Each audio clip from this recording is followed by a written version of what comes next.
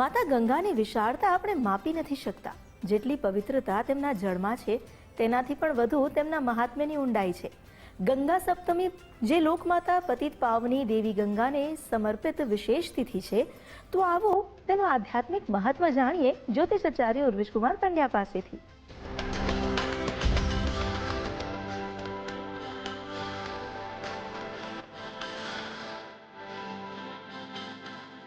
देवी सुरेश्वरी भगवती गंगे त्रिभुवन तारिणी तरल तरंगे शंकर मौली विहारिणी विमले मम मतिरास्तान तव पद कमले नमो नमः. તમારા બધાનું સ્વાગત કરું છું આધ્યાત્મિક મહાશક્તિમાં. દેવી સુરેશ્વરી ભગવતી ગંગે. આજે ગંગા સપ્તમી. ભગવાન આદિગુરુ જગતગુરુ શંકરાચાર્યના મુખેથી નીકળેલો આ અદ્ભુત શ્લોક જે ભગવતી ગંગાની મહિમા ગાય છે. દેવી સુરેશ્વરી ભગવતી ગંગે. સુરેશ્વરી જે દેવલોકમાંથી આવી છે.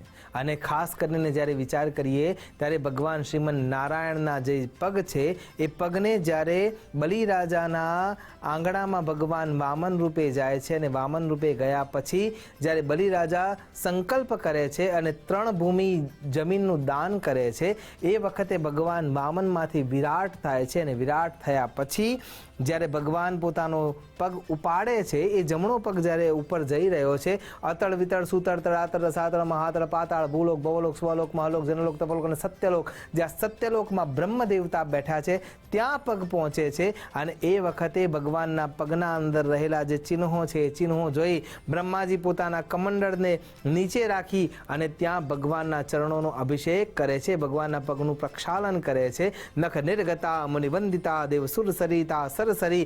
અને એ રીતે એ જે પાણીનો સંગ્રહ કરે છે એ બીજું કંઈ નહીં, સાક્ષાત સાધનભૂતા ઈશ્વરા પવિત્રતાના દ્યોતક ભગવતી ગંગા એ કમંડળમાં સ્થિર થઈ ગયા છે.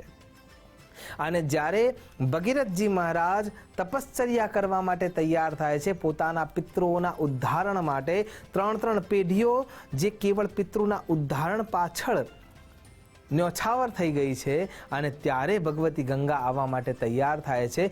એવા ભગીરથજીના વિશાળ પ્રયત્નો થકી ગંગાજીનું અવતરણ થવા જઈ રહ્યું છે. ભગીરથ મહારાજ તપશ્ચર્યા રત થઈ રહ્યા છે. તપશ્ચર્યાથી બ્રહ્માજીને એ પ્રસન્ન કરે છે, કેમ કે કમંડળમાં ગંગાજી સ્થિર થઈને બેઠા છે અને એ ગંગાજીને વહાવવા માટે બ્રહ્માજીને પ્રસન્ન પણ કરી લે છે. પણ ગંગાજી એમ કહે છે કે હું આવું તો ખરા, બ્રહ્માજીના વચનને પરિપૂર્તિતા આપવા માટે, પણ મારા પ્રવાહને રોકશે કોણ, સંભાળશે કોણ? અને ફરીથી ભગીરથજી મહારાજ ત્યાં ભગવાન સાંબ સદા શિવને અરજી કરે છે અને ભગવાન સાંબ સદા શિવનું તપશ્ચર્યા કર્યા પછી ભગવાન એને પોતાના મસ્તક પર લેવા માટે તૈયાર છે. કેમ કે એ જ્ઞાનરૂપી ગંગા પ્રવાહિત થઈ રહી છે. ભગવાનના પગમાંથી જન્મેલી જે ગંગા છે એ શુદ્ધતાનું પ્રતીક છે. અને શુદ્ધતા ક્યાં સૌથી પહેલાં ઉતરે છે? ભગવાન સાંબ સદા શિવના માનસમાં ઉતરે છે, ભગવાનના શિર પર ઉતરે છે. અને જેના માથે જ્ઞાનરૂપી ગંગાનું પ્રવાહ થયું હોય એ જ થકી મુક્તિ મળી શકે છે. પછી એનો પ્રવાહ ભગવાન સાંબ સદા શિવ જટાટવી ગલજ્જલ પ્રવાહ પાવિતસ્થલે ગલે વલંબિ લંબિતામ ભુજંગ તુંગ માલિકામ ડમટ ડમટ ડમટ ડમન નિનાદ વડ્ડમરવયમ ચકાર ચંડ તાંડવમ તનોતુ ન શિવ શિવમ. અને ભગવાન સાંબ સદા શિવ જ્યારે પોતાની જટાઓને ખુલ્લી મૂકે છે, ઉપરથી ભગવતી આવીને ઉતરી રહ્યા છે, મસ્તકમાં સ્પર્શ થવાની સાથે જ પોતાની જટાઓમાં બંધાઈ જાય છે, એમનું અભિમાન ઉતરી જાય છે. અને અભિમાન ઉતરી જાય છે પછી એમના મનમાંથી વિચાર આવે છે કે આ તો ભગવાન સાંબ સદા શિવ છે એટલે હું પરાસ્ત થઈ છું, પણ હવે આ પૃથ્વીલોક પર જ્યારે હું જવા માટે તૈયારી બતાવું છું તો ત્યાં મને કોઈ હરાવી શકે એમ છે નહીં. અને પૂર્ણ પ્રવાહથી ગંગાજી પૃથ્વીલોક પર અવતરિત થઈ ગયા છે.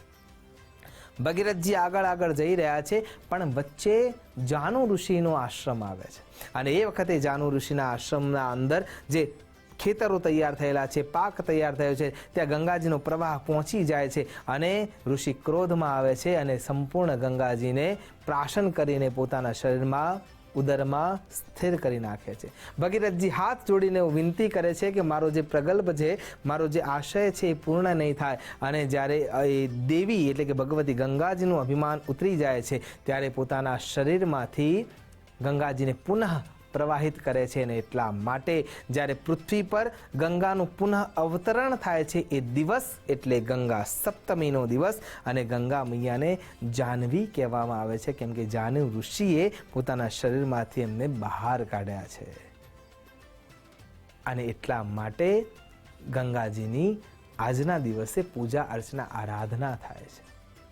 ગંગાજીનો પ્રવાહ આગળ વધે છે. ભગીરથ મહારાજ એમને કપિલ ઋષિના આશ્રમ સુધી લઈ આવે છે. અને ત્યાં જેવો સ્પર્શ આ રાખના ઢગલાઓને થાય છે, અસ્થિઓને થાય છે, કે તમામ જીવાત્માઓ મુક્તિ પામે છે.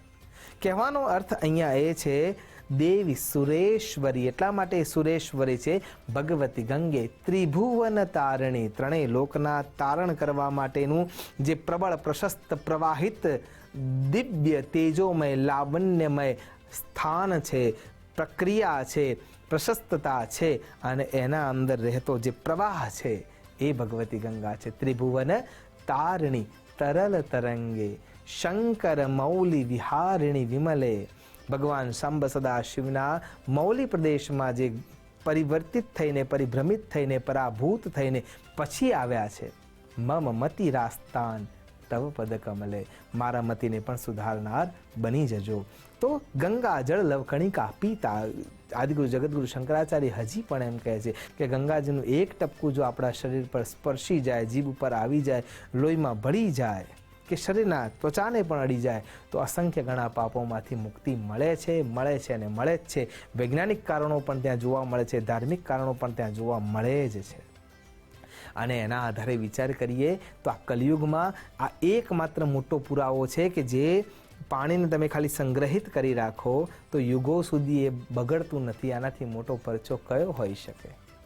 અને એટલા માટે આજે ગંગા સપ્તમીનો ઉત્તમ દિવસ છે. કઈ ક્રિયા કરવાથી આપણે એ ઉત્તમતાને આત્મસાત કરી શકીએ? તો સૌથી પહેલી ગાય તસ્ય તારયતિ, જે ગાય છે અને તારે છે એ ગાયત્રીનું આરાધન કરવું જોઈએ. કેમ કે જે માનસમાં ઉતારવાનું છે, જેમ ભગવાન સાંબ સદાશિવના માનસ રૂપમાં જ્ઞાનરૂપી ગંગા અવતરિત થઈ અને પછી સગર મહારાજના 60,000 સંતાનોને મુક્તિ મળી, એમ જો આપણે અવસ્થાને સુધારવી છે તો ગાય તસ્ય તારયતિ, જે ગાયને જેને ગાય છે, જે ખરા અર્થમાં જેનું ગાયન કરે છે અને પછી ગાયત્રી રૂપે જે તારે છે, એ આ ગાયત્રી દેવીનું પુરસ્સરણ એકમથી માંડીને આ સાતમ સુધીમાં 24,500 મંત્રો થકી આ પૂર્ણ કરવું જોઈએ. આજના દિવસે એ પૂર્ણ થાય અને એને સંકલ્પ દ્વારા, બ્રાહ્મણ દેવતા દ્વારા તમે જ્યારે અર્પિત કરો છો તો અક્ષય પુણ્ય પ્રાપ્ત થાય છે. એટલે આજના દિવસે સૌથી મહત્વનું કાર્ય છે જ્ઞાનરૂપી ગાયત્રીનો ઉપયોગ કરી અને ખરા અર્થમાં પોતાની ઉર્જાને પ્રબળતા આપવી, દેવતત્વના નજીક જવું. બીજું રૂપ, ગંગાજીના કિનારે જવું, શક્ય હોય ત્યાં સુધી. ના શક્ય હોય તો ઘરે ગંગાજળ દ્વારા સ્નાનાદિક કર્મ કરવું જોઈએ. માં ભગવતી ગંગાની આરાધના કરવી જોઈએ. જેમ ગંગાજીની આરતી થાય છે સવારે, પ્રાતઃકાળે અને સાયંકાલે, એ પ્રમાણે ત્યાં ઘરમાં પણ આપણે આરતી કરી શકીએ. દાન પુણ્ય ધર્મ કરી અને ગંગાજીનું આરાધન કરી શકીએ. તો જે સ્વર્ગલોકના અંદર જે મંદાકિની રૂપે માં ગંગા છે એ પણ આપણને પવિત્રતા આપનાર બનશે. પૃથ્વીલોક પર જે ગંગા રૂપે, જાહ્નવી રૂપે જે વહી રહી છે એ પણ આપણા માટે ભાગીરથી રૂપે આપણને પુણ્ય આપવાનું કામ કરશે. અને પાતાળ લોકમાં પણ જે ગંગા પ્રવાહિત થઈ રહી છે એ ત્રિપથગામિની રૂપે આપણને પવિત્રતા આપવાનું કાર્ય કરશે. તો કેમ ગંગા સપ્તમીનું ઉજવણું થાય છે? કેમ કે જાનુ ઋષિના શરીરમાંથી ગંગા નીકળી રહ્યા છે. કેમ કુંભમાં ગંગાજીનું મહત્વ વધારે છે?